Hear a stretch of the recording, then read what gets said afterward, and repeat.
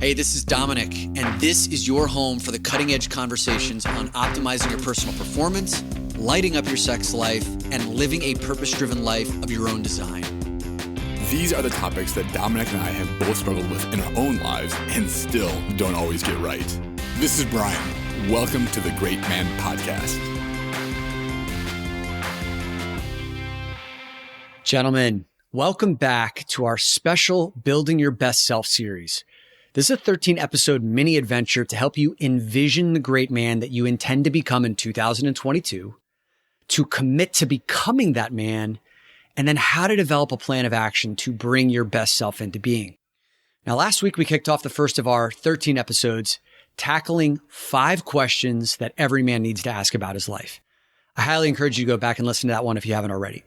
Today is episode number 2 of 13, and we're going to be exploring one of the most crucial concepts around how to find purpose in your life, and that is doing what gives you your greatest energy.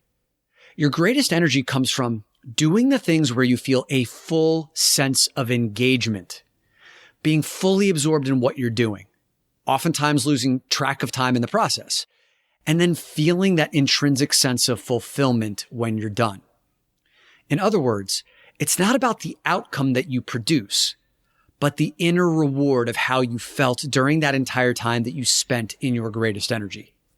And if you were to spend even 8 hours in your greatest energy, sure, you might find yourself physically tired, but emotionally, mentally, spiritually, your tank is full. Now, you might be thinking, I have no idea what gives me that kind of feeling, in which case you're not alone and you're certainly not even in the minority. By the end of this episode, though, you'll have a roadmap for how to discover and spend more time doing the things that give you your greatest energy. So in this episode, Brian and I will be asking you 5 questions to help you identify what your greatest energy is. Why curiosity is often your compass for finding your greatest energy. Why finding your greatest energy often has nothing to do with your work right now, but how you can integrate your greatest energy into your work so you'll be spending more and more of your time in your greatest energy in your work, in your profession. And then finally, how following your greatest energy inevitably, you do it over a long enough period of time, it inevitably leads you to living your purpose. Let's let this one rip. Building Your Best Self, week number 2, finding your greatest energy.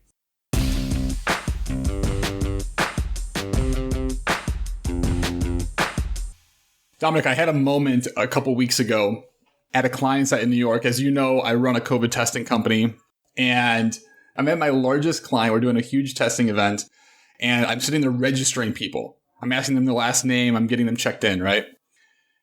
We had a positive case. All of a sudden, everybody in the office wanted to get tested. We had 100 people waiting in a line. Oof. I'm running late for another meeting, another client call. So what I decided to do is take my AirPod, put that in my left ear. So now I've got a team call going on. I put it on mute. I'm still registering people. There's now 75 people in line. The client comes over, is yelling in my right ear, asking like why there's such a delay in testing. And at the same time, I get a text message, and it's from another client in California saying like there was something messed up in our system. And they needed new data, and they needed a report right now, and like it was urgent. And I'm like, oh my God, like what am I doing? Like, why do I put myself in these situations? Like, why in the world did I say yes to that meeting? Why did I say yes that I would be the one? Like, why would I be the one at the computer putting in last names? Like, why am I the first point of contact that like a client reaches out to if something's not working in the system? Like, why am I putting myself in these situations? Like, this is insane. Like, I can't do this. So the meeting wraps up. The client goes away. The data system gets resolved. And I'm on the train going back to Philadelphia. This testing event was in Manhattan. I'm on my way back to Philadelphia, and I'm asking myself all those questions. Like, why am I doing that? And man, like what came to me is that like for a lot of my life, I think I've been trying to prove myself to my dad that, hey, I can do it. Prove it to like romantic partners that I can do it. Prove it to ex-business partners that I could do it. You know, so I say yes to all this stuff, and I put myself in these situations because like maybe I'm so afraid that like something's not going to go quite right. And so I had some more time when I got back to Philadelphia. That was the end of the week. Becca was out of town for the weekend. And I got to go work in my garage that entire weekend. I've been wanting to do that so badly because I've got a bunch of new tools. Like, as you know, I love working with my hands. I love doing woodworking. And dude, I was down there putting the tools together, measuring things out, not knowing how to do some things, but like figuring it out as I went along. And like some things just worked. I had gotten the right materials. I had gotten the right tools, right? Like I was down there from 8 a.m. to 11 p.m. on Saturday. And when I went to bed, I was still full of energy. And the only reason I went to bed is because I knew I had more energy to do that again on Sunday. And so when I started thinking about like my state and like when I was in Manhattan doing that, like it felt like a grind. It felt like my energy was just zapped. Like, yes, I was doing it, but like it sucked. But then why could I go in my garage and work for 15, 16 hours straight? No problem. And want to get up and do it again the next day. So when I started to think about this energy, like why could I go all day long Saturday, all day long Sunday? And it's easy for me to put that, like, oh, it's a hobby. As of course, it's something you like to do. Like we don't like our jobs. Right. But I started to look for some commonalities between like what I was doing in the garage, which ultimately, man, like, yes, it was woodworking, but it's creating. It's like designing. It's like concepting something, right? And then putting it into the world. And when I look at my job, I look at the different activities that I do, I get that same sort of energy when I am working with a client, figuring out what they need and figuring out what the product needs to look like and do to meet that need. Awesome at that. I love that. I could do that 8 a.m. to 11 p.m. No problem every single day. But when I look at the activities that I actually do at work, it's me sitting in front of a computer and putting last names in and operations and answering customer requests and like doing all this crap that is an absolute grind. It's necessary for the business, but it's an absolute grind. And so like, what I'm looking for now is how do I tap into that garage feeling? Like when I'm working on the wood down there, how do I tap into that sort of energy, but in my day job? Boom. And man, like I came into this podcast today. I was like, dude, I am full of energy. And you asked me why. And the why is because I gave myself some space this past week now to say like, how do I spend more time doing what I know that I enjoy doing? Not just enjoy it, but I'm good at it. I get energy from it. And how do I start building either the processes or bringing on the people to take on those other things? And like, that's why I've got a ton of energy today. Yeah, I can feel it. You hit the linchpin of the conversation today, which is how do I take that garage energy that we oftentimes compartmentalize in just these areas of hobbies that are escape from work and say, how do I bring that into my working life? Right. And the linchpin there is it's the concept of what gives you your greatest energy. Right. And this is the entire conversation we're about to have today is, if you can understand the thing that gives you your greatest energy, if you were to do it 15 hours, like Brian, you were doing in the garage or some of those creative elements that you can do with clients in your business, then yeah, you may come home tired physically, but emotionally, mentally, spiritually, your tank is full. That's so true. Because when I went to bed, my back was sore, my legs were a little bit sore, and it felt awesome. Yes. You know what? It felt better than going to bed after I got back to Philadelphia after being on my computer all day where my body felt totally fine. Of course, right? Because your spiritual tank is full, emotional tank is full, and you want to get up and do it again the next day. And so this raises this big question. A lot of the men in our community are constantly trying to figure out what their purpose is in life, right? Like, what is my purpose? What am I meant to do here? What's going to give me a sense of meaning, fulfillment, and legacy? And those are big questions that I want to help you answer. You know, you want to help the men in our community answer, but oftentimes the chasm between where you are and that feeling of purpose and fulfillment, and I found my thing that I'm going to do the rest of my life, that chasm can feel like a Grand Canyon-sized leap that is impossible to make. And then you can end up toiling around in, well, I'm just going to keep doing what I'm doing. You know, I feel guilty. I feel less than. I feel like a failure because I can't figure. And so what we are here to talk about today is there's actually something much more close within your reach, which is this concept of what gives you your greatest energy. The thing that when you're doing it, you lose a sense of time. Like, you know, you talked about like I was, 8 hours in and I hadn't eaten. I don't think I'd peed, like I didn't even know if it was light out anymore. And even if you're sitting here and listening and saying, I don't even know if I have one of those things that I know about. That's okay too, because the precursor to your greatest energy, this is something that's available to anybody. The precursor to finding what gives you your greatest energy is curiosity. That's the very first thing, is just getting curious about the things that give you a spark in life. The thing that, maybe if I were to do it for an hour today, that I could lose my sense of self and lose my sense of time and just and get absorbed into that thing. A new challenge. What are those things? And you do enough of those, then it leads to the insight that you've had, Bri, that your greatest energy comes from things that allow you to create in this world. That's it. And what happened when I was in that energy, I wasn't consciously thinking about how do I get more of this energy. But what I was thinking, because I was in that state, is what does my business actually need to thrive? Because it's not Brian trying to do 4 things at one time. Right. The business will be slow and won't go anywhere, if that's the case. And I remember reading Big Magic by Elizabeth Gilbert. Hell yeah. And she talks about, she wanted to write a book. She had a complete block for a decent amount of time. And she finally said, you know what? I'm going to stop writing. I'm going to go do something else completely. She was talking to a guy that talked about his gardening routine. And she's like, that sounds interesting. I'm just curious about it. Tell me more about what you do. And so he told her about a specific type of flower. She decided to make her own little garden with this specific type of flower. And then she got more curious about where does this flower come from? And she looked at the indigenous region that it came from. And then she looked at the culture of the people around and how they take care of this flower. And before she knew it, she was an expert. And she had all kinds of appreciation now for this flower and her garden. And then guess what? She writes a book about that area in the world. So it came full circle, right? So it seemingly woodworking doesn't help me create a digital health company, right? It doesn't help Elizabeth Gilbert. Flowers don't help her write a book, except they do. And here's why. If you don't know what the feeling feels like of being in your greatest energy, then you have no idea how to bring that into your everyday waking life, into your work. If you've never experienced it anywhere, then you can't bring it in to your business. And here's a perfect example of this. So I think it was 8 or 9 years ago, I went to this coaching program called Strategic Coach. Talked about it a lot in this podcast. They specialize in entrepreneurs. Their promise is to help you double your income while doubling your free time.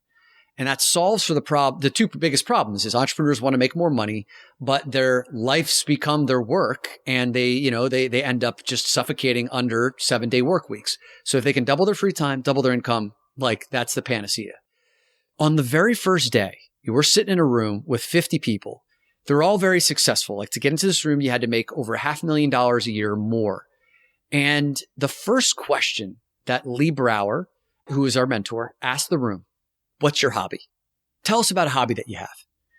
And as they went around the 50 people in the room, I counted 35 of those 50 people did not have a hobby. Most of them snickered and scoffed at the hobby question because they're like, who has time for hobbies? And there was almost this superiority around you guys are wasting your time if you have hobbies. I'm out here building my business. As I was staring into the bags underneath their eyes and just unhealthy, you could tell they were just wound so tight. And they took this false sense of pride around the fact they were killing themselves and not having hobbies. But what that conversation led to was, if you don't know the things that actually fill your tank, that give you energy, not just there's a difference between being strung out kind of energy. You know what I'm saying? There's I'm wired because I'm running on that fuel of anxiety and fear and maybe a lot of caffeine and uppers. That's different than being in greatest energy because that leads to a crash, right? Greatest energy is something that's the light from the sun, man. You're just not going to go out that battery is not burning out. Man, a lot of these people had no concept for what greatest energy felt like because they were running on anxiety and fuel. So over the course of the year that we were in that program, I was in that program for 6 years. I had a chance to see many of the people in the program, including myself, once we got curious around what are some of those things that I can indulge in. For some people, it was travel. For other people like you, it was getting back into the woodworking area. For me, it was about learning neuro-linguistic programming, NLP, learning hypnosis, learning these skills. Like Elizabeth Gilbert, I had no idea. None of these things had a direct correlation to me making more money in the present moment, right? It didn't help me directly become a better salesperson that year at Prudential. But over time, all of those separate pieces of things that I was doing, reading the books, going to personal development workshops, learning NLP and hypnosis, all of that eventually came together and became the very fucking thing that I'm doing now for for my life's purpose and passion. That's how it works. It's not magic, but it's not obvious, right? Right. So, and one thing that I would love to layer into this conversation is around skill set. So something I noticed that you just said is that, yes, you had this curiosity around these things. Neurologistics? Say it again. Neuro-linguistic programming. It's actually very different than logistics. They're very different than logistics. Tony Robbins bases his whole coaching methodology off of NLP. NLP. Okay. So you had curiosity around NLP, but you had no skills in NLP. None. Right? You had None. Hypnosis, no skills, but curiosity. And you went for it. And the same way, I had a ton of curiosity about I love to envision something and then be able to build it. I love that aspect of it. My skill set, as I mentioned before, I was putting the blade on the saw, so I'm clearly not a seasoned woodworker. Yes. Right? Right. I don't necessarily know what I'm doing. I'm hoping to just not get hurt, let alone create something. But there was that curiosity there and that desire to create something that's been envisioned. So that's what I can take forward into my business. So if I can create, how could this be a better experience for a client? What kind of value would it provide? That's where I get some greatest energy. You learning these skills and being able to put together posts and podcasts and all this content to meet your mission of getting 10 million men on this path of the inner journey. That lights you up. Exactly. I mean, just feel the energy of us as we're talking about this. This is not manufactured. We're on a vibe right now because these are the very things that light us up in our lives. Now, for one of our listeners, right, who may be in a place where it's again, I don't know what gives me my greatest energy. And you do know that now, right? You know that creation, when you're in a state of creation, it gives you your greatest energy. And you can also look at in your business, when you're not in creation, when you're in the operational elements, when you're sitting in front of the computer and inputting people's names, that it's sucking your life force out of you, right? You have come to understand that, but there was a point in time where you did not know that creation was your greatest energy, but you did have a curiosity and tell the story from a few years ago that helped you to illuminate what your greatest energy is just by following what you were curious about. If this is a feeling that you have, I don't have a hobby, I'm not sure what my greatest energy is, that's cool. Either did I for a very long time. Yep. 13 years in corporate. It took me about 4 years in my first company and still about a year into the current company to actually for the light bulb to go off and be able to have this conversation on this podcast to say, oh, that's the thing. Yep. But if I look backwards, I can see evidence that it's always been there. Yep. So back in 2016, I left my corporate career to start my own company. And I was going to be working from home, going from an office to working at home. I was in a furniture store looking for a desk to work from at home. And I saw this awesome desk. It's called a Live Edge table. If you've ever seen this, it looks like the bark is still on the table. You may see this in a mountain house or something like that. But this one was a modern one. It was slick looking, had a cool base to it and everything else. And so I asked the salesperson, I was yo, this table would fit perfect into my Manhattan apartment, right? I'm going to start my new company from this table. I had all the stories in my head. And I said, oh yeah, people love that table. It's been here for 5 years. And my mind immediately went, well, why? Why has it been here for 5 years? Is something wrong with it? And then I realized, because they told me the price of the table was $12,000, right? And after just leaving my corporate career, sinking my entire earnings into this new company, I didn't have $12,000, even close to $12,000. My budget was $800. Yeah, right. And so what can you do for $800? yeah. I'm going to slice you off the side of the table. So what I got curious around, Dom, was I had this desire. This table was amazing. I wanted to start my company from it. I was well, what would $800 get me? If I still want this table. And so I started to look into well, what's it made of? And I looked at the tag and it said black walnut. And I said, well, where can I get some black walnut wood? And then what do I have to do to make it look more like a table? And then how do I get a base for it? And over a period of not long, maybe a week, I had learned where I could get the wood and how I could build the base of it and the different things I had to do and the tools that I had to get. So I had zero skills, I had zero tools, but all I had was this desire to have this cool table in my place. And so when I cobbled together for about $800, all the wood and all the tools and everything else inside my Manhattan apartment, I had that same feeling that I just talked about in the garage, where for hours on the off days, I was flattening the wood with my hands. I was getting the sander out. I was putting the pieces together for the base of it. And like, this table now has become a centerpiece of every single place I've lived in since. Becca freaking loves it. People love to come and sit on it. And I get more energy from that every single time a person does. Yes. And so like, I still didn't know even after that like that idea of envisioning to creation is a thing that gives me my greatest energy. Yeah. But it is. And that can be a physical product. That can be a digital product. It doesn't really matter. But like, that's where my jam is. Right on. And that table is brilliant and it's beautiful, right? So again, you started with curiosity, ended up building something. And I think one thing you said at the very beginning, which was really powerful, is now when I look back, I can connect all the dots. Like that love for creation was always there.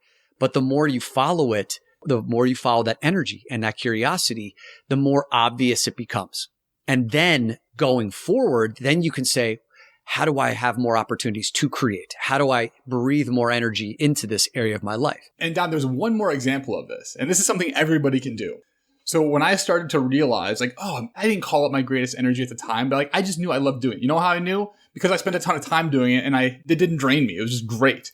Right. So that's how I knew. And then when I look back again, I can go way back. As a kid, I loved building forts with my dad. Right. I love the idea of being able to build something together and hang out inside of it. And it was like my own space. Right. Fast forward just a little bit further. Like one of my best childhood memories is building a tree fort with two of my buddies in the forest that we lived next to. Freaking loved that. There's like nothing that supersedes any other childhood memory that I have. And so like there's a lot of evidence going back to childhood that this idea of envisioning something and then putting it into the world is something that I love to do. And like, it just took me, 30 some years to figure it out. And I'm still figuring out how to actually implement that in my life. Okay, great. My examples of that would be when I was in corporate at Prudential. I started this kind of personal revolution back in 2010, where I started my first steps on the inner work journey. I started reading Tim Ferriss, 4-Hour Work Week. I read David Data, The Way of the Superior Man. I started taking personal development workshops like Landmark Forum. Now, those were all very lone wolf experiences, right? I was just doing them on my own. And what started to emerge was like this desire and drive for personal development. Like I loved it. I couldn't get enough of it. When I started to see the benefits of my life and how things started to become more under my control, I was understanding why I did what I did, how I sabotaged myself. Like I started to feel this sense of exhilaration and electrification. I kept that completely separate from my work because that's what we do, right? Like we oftentimes just see these things as segments and silos, and how do we cross-pollinate that? And I want to really make this connection for our listeners, because over and over again, they may keep hearing your stories about building and they're like, well, how do I take that into the working space? And for me, what I started to realize was like, well, I'm reading these books that are changing my life. People are asking me because they can tell I'm showing up differently. Like I'm more energized. I've got more perspectives. I'm bolder. I'm speaking up more. They want to know, like, what am I drinking? Right. So I started sharing like my favorite books around the office. And then I became, the go-to book guy because no one in our office read anything outside of like the industry periodicals. It was a narrow focus. And so I'm reading these books on like masculinity and, how to create, better habits around your time and morning routines. And they started gobbling that up. Now, all of a sudden, I became this like renegade thinker inside of Prudential. So then I get tapped on the shoulder to be like, one of the senior spokespeople on marketing councils and future-based discussions. Now I get asked to take stages at our corporate company events because like I'm the forward thinker who's using technology different. And it all just came from my own personal desire that I decided then to bring into work because I'm like, I don't want to come to work every day for 9-10 hours and wall off the beautiful feelings I'm experiencing outside of the lines of work, because I was looking forward to leaving work just so I could feel that feeling. And then it felt like when I was going to work, I had to put that on the sidelines. I'm like, that sucks. So then I was like, wait, why can't I just bring it in here? And the more I brought that in those final 3 to 5 years at Prudential, there was no more wall. Everything was integrated And the last 2 or 3 years I spent at Prudential were by far my most energizing because I brought my greatest energy there. It's possible. It doesn't mean that I'm going to go be Bob Vila. I'm going to become the next greatest woodworker. Is he still like the greatest woodworker? Because I mean, Bob Vila like held that title 20 years ago. Is he still the guy? I have no idea. Okay. I literally have no idea. I don't know if there's like a dated reference. It probably is. Okay. So I'm not going to become Brian Vila. And Dominic, you did eventually take those skill sets that you used in your business to create your own thing. Yep. Right? What I'm recognizing is that, like, while I may not become the next Bob Vila, I know that I love to envision and create. And I know that I can bring that into my business and like I could make a life of that and be really, really excited. So I love where we started this podcast. The idea of purpose and passion seems so overwhelming sometimes. Yeah. And I know I've like literally sat and meditated and asked friends questions about me and how they view me and like looked at my skill sets and done personality inventories and assessments and everything else to like figure this whole thing out. And as it turns out, look for desire, get curious around it, and follow that freaking path. Exactly. So here are 5 questions that I wrote in On Purpose Leadership, the BOC, as people in our community affectionately refer to as, that will help you find your spark on the path to your greatest energy. First question. What do you find yourself daydreaming about doing that you haven't tried yet or you've been postponing? I see you nodding your head in agreement on that one. Totally. Yeah. I like to ask the question sometimes of if you could get a PhD in anything and you could get it with a snap of a finger, no money, no time, what would it be?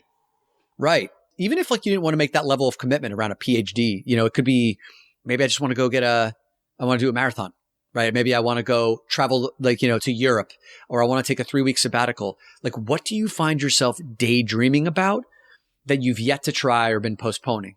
If that gives you a spark, then there's something there. And journal about that, meditate on that, talk with someone about that, start to tease that out.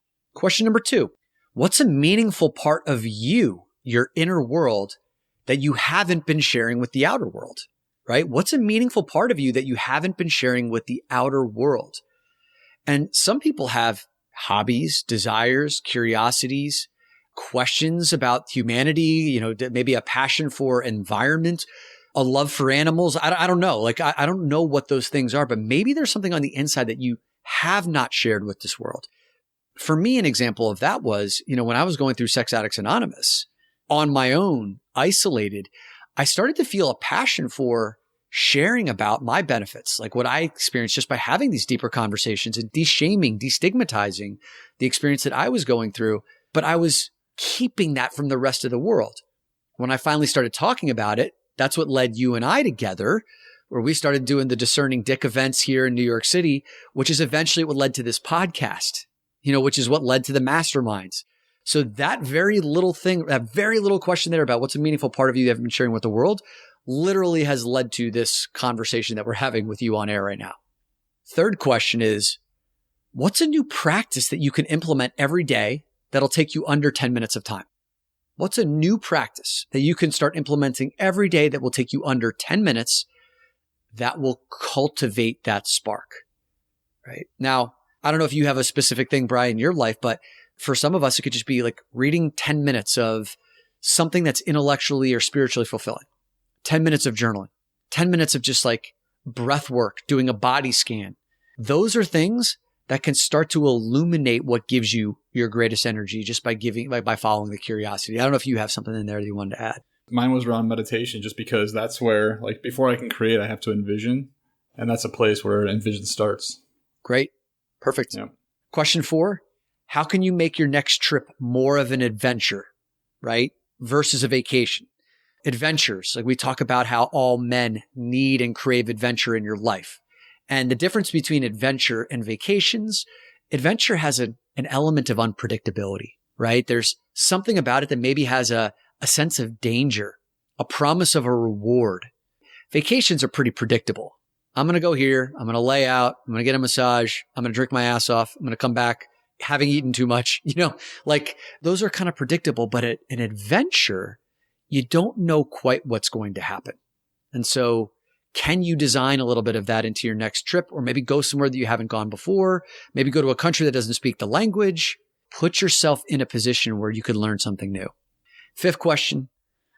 What are the physical and emotional sensations you experience when you feel a spark? Where in your body do you feel them?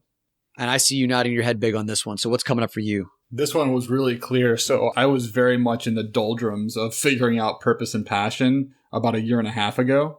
And then there was an idea when COVID hit, right? And there was this idea of recreating this platform that is now Vihila. And I remember when I first started thinking about it, I could feel the sensations, the tingling. I call it electricity in my spine. Yep. The idea is they weren't hard to come by. They just flowed right through me. And I got this sort of energy that we're talking about today, like while talking about it. And I said, this is the right direction. At the very least, this is the right direction. So there was a very real physical sensation associated with this direction. Which is very different, Bri, than the way a lot of men process these kinds of decisions. It's like, I'm thinking about what gives me my greatest energy versus feeling what gives me my greatest energy. So I'm thinking and my brain is going haywire because it's, it's churning out all sorts of ideas. And a lot of guys will come up with well, I should do that, right? I should, do a 90-day fitness thing, or I should start my business, or I should. And intellectually, it makes sense. It makes sense, like I should go after the next designation in my business because it makes sense. There's a void of feeling in the body, but like we don't pay attention to that because we're constantly shining the light of consciousness on the mind. And so then you go down another path of starting another business or getting another designation that feels like a slog. You don't ever get that sense of what gives you your greatest energy where you're in your garage for 15 hours, dancing in sawdust. I was dancing in sawdust. And by the way, before doing the woodworking, I spent an inordinate amount of time on making my garage floor an awesome stained concrete green. And I got to tell you, Dominic, the contrast of that beautiful green with that dust, that sawdust, it's a gorgeous sight. I got to share that because it's beautiful. It's freaking beautiful. And how does it smell? Oh, even now when I go downstairs and it's fresh cut wood, I love it. It's fantastic. It doesn't smell like other garages. It's a beautiful smell. See that passion that you're feeling, it's like those are constant reminders of what you want to feel like on a more regular basis. Again, we'll tie this back right to that story I shared at the very beginning around all of those entrepreneurs who were very successful, who had no hobbies. They were just grinding out their life. And yes, time may have flown by because they were in this wired state, running on fumes of anxiety and uppers, caffeine and all that stuff. What we're talking about here is like the energy that is fulfilling, that's nourishing, that never exhausts you, like that doesn't drain your tank. That's the kind of stuff that if you can spend more time in and understand what it feels like, naturally you will start to learn how to bring that into your work, into your relationships, into every aspect of your life. So as we bring this plane in for the landing, I want to tie this conversation we've been having around what is your greatest energy? And the precursor to your greatest energy is curiosity, right? Start exploring what brings a sense of curiosity into your life. That's ultimately the path to your greatest energy, which then illuminates your purpose. We're tying this all back to this 13-week march to the end of 2021, because we are here helping you to build the best version of yourself, your great man for 2022. And so last week, we started this conversation around 5 questions that every man must ask about his life. The quality of your life is oftentimes dependent on the quality of the questions you ask about your life. And one of the most important questions you can ask about your life is, what gives me my greatest energy? And so if you start to dedicate even just 10 minutes of your time per day to something that lights that spark, right? Something that gives you a taste, a semblance of, this is what it feels like when Brian's in his garage, surrounded by sawdust and seeing this thing that he's building where hours of time go by without bathroom breaks or without pangs of hunger because you're so absorbed in it. Even if you can just taste that for 10 minutes a day, it'll grow.